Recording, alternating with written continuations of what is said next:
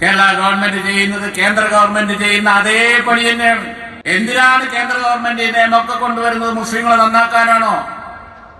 അല്ല, സാമുദായിക വികാരം ആളിക്കത്തിക്കാൻ വേണ്ടി മാത്രമാണ്. എന്തിനാണ് കേരള ഗവൺമെന്റ് മുനമ്പം പ്രശ്നം നീട്ടിക്കൊണ്ടുപോണത്?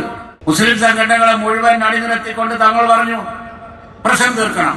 അതുപോലെ തന്നെ അവിടെയുള്ള ആളുകൾ പറയുന്നു അത്രയേ ഉള്ളൂ, ഞങ്ങൾക്ക് ഞങ്ങളുടെ അവകാശം പങ്കുവെച്ച് തരണം. അതിലാർക്കും തർക്കമില്ല. ആർക്കാ തർക്കം? ആരാണ് നീട്ടിക്കൊണ്ടുപോകുന്നത്? ഒരു സംശയവും വേണ്ട, അത് ചെയ്യുന്നത് കേരള ഗവൺമെന്റാണ്. പ്രശ്നം തീർക്കാതെ അതിൽ നിന്ന് രാഷ്ട്രീയ ലാഭം ഉണ്ടാക്കാൻ വേണ്ടി ആ പ്രശ്നം തീർക്കാതെ കൊണ്ടുപോവുകയാണ്. ഇതൊക്കെ ജനങ്ങൾക്ക് മനസ്സിലാവുന്നു.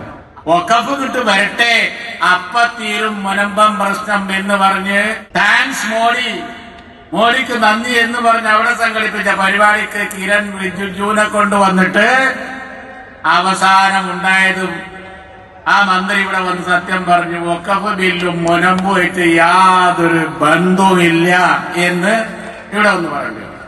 അതിനെയല്ലേ സെയ്ദ് സാദിഖ് അലി ശിഹാബ് തങ്ങൾ ആദ്യം പറഞ്ഞത്, ഞങ്ങൾ ഈ പ്രശ്നം ഇവിടെ തീർക്കണം. 5 മിനിറ്റ് മതി കേരള ഗവൺമെന്റ് വിചാരിച്ചാൽ. പക്ഷെ തീർക്കൂല. ഓണത്തിനിടയിൽ പുട്ടുകച്ചവടം നടത്തുന്ന ഒരു കേരള ഗവൺമെന്റ് ഉണ്ട്, നമുക്കറിയാം. രാജ്യത്തെ ന്യൂനപക്ഷം ഈ വഖഫ് നിയമത്തിനെതിരായി പോരാടിക്കൊണ്ടിരിക്കുമ്പോ തങ്ങൾ ഇവിടെ പറഞ്ഞതുപോലെ കുറുക്കന്റെ കണ്ണുമായി അതിന്റെ അടിയിൽ എന്ത് രാഷ്ട്രീയ ലാഭം കിട്ടുമെന്ന് നോക്കാൻ നടക്കുന്ന ഈ ഇടതുപക്ഷ ഗവൺമെന്റ്, പിണറായി ഗവൺമെന്റ്, ഞാൻ അതാണ് പറഞ്ഞത്. ഇതിനിടയിൽ അവരുടെ നോട്ടം എന്ന് പറയുന്നത് അല്പം രാഷ്ട്രീയ ലാഭം ഉണ്ടാക്കാൻ പറ്റുമോ എന്നുള്ളത് മാത്രമാണ്.